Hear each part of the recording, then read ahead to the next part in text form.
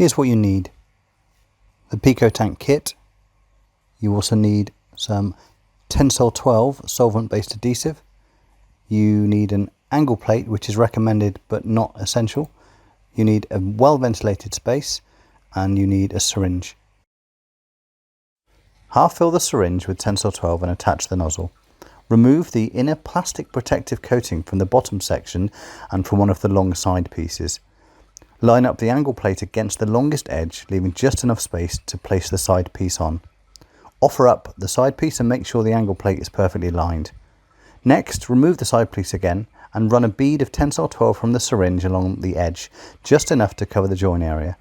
Move the side piece into place and secure using the magnets as shown in the video, and leave it for at least 15 to 20 minutes.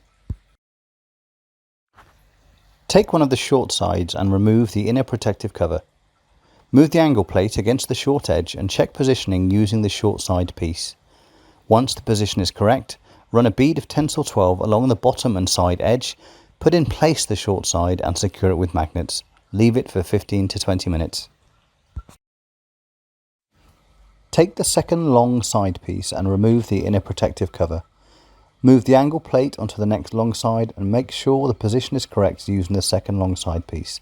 Once the positioning is correct, run a bead of Tensile 12 along the bottom and side edges, move into place the second long side piece and secure with magnets. Leave for at least 15 to 20 minutes. Take the final short piece and remove the inner protective coating.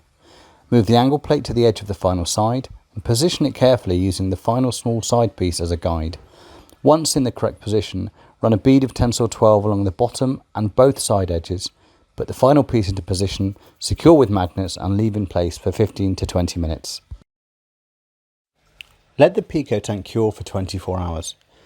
Next, test the tank for leaks. If you find any, seal them with a small amount of Tensile 12 on the inside joint of the tank.